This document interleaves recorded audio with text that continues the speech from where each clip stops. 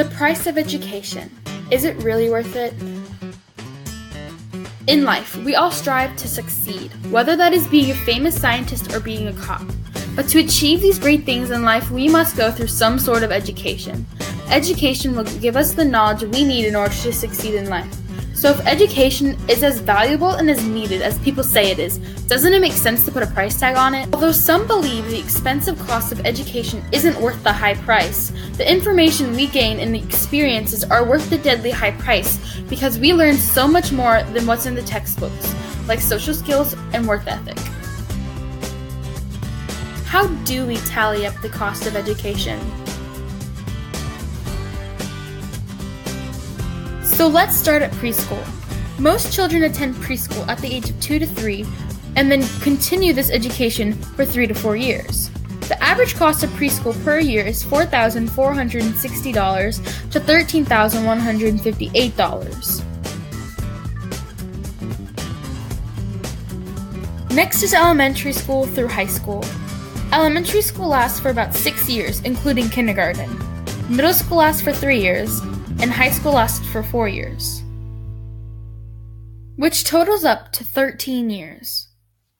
Technically, public elementary school through public high school is free, but we do pay taxes, which help contribute to public education. 1/4 of state spending goes towards education, which is about $308 billion, while the federal government pays 9% of public school revenues.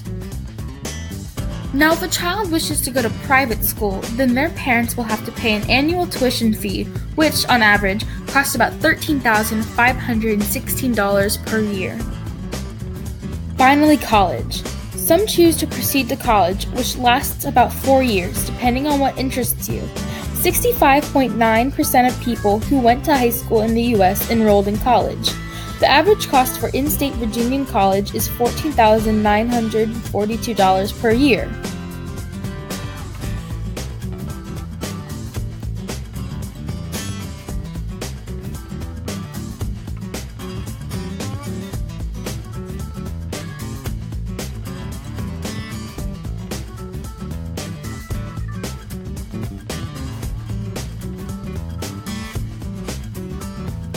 The total rounds to about $86,844. So what makes education worth it? In public and/or private schools, you are able to learn so much more than just what's in the textbooks. These are the ages where you learn most of your basic ways to act in the future.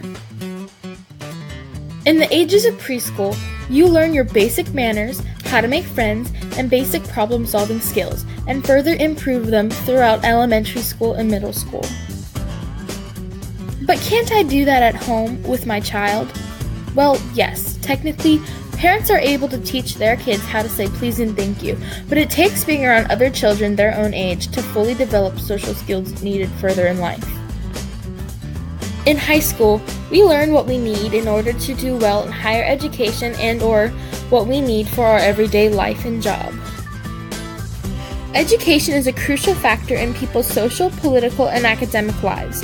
If we all didn't have to pay the expensive prices, then anyone, no matter what their financial status is, could attend schools. If education was free, then where would all the money needed to supply schools and pay staff come from?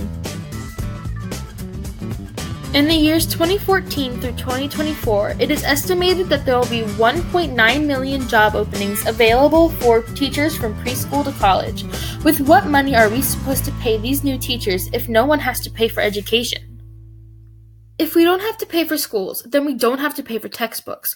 But who will pay the $1,200 per year for textbooks for each child so that everyone gets the same chance as everyone else? So as Roger Hancock once said, "Nothing is ever free, though to you it be. Somewhere, somehow, someone paid." No matter what, there will always be someone paying for our right to get education.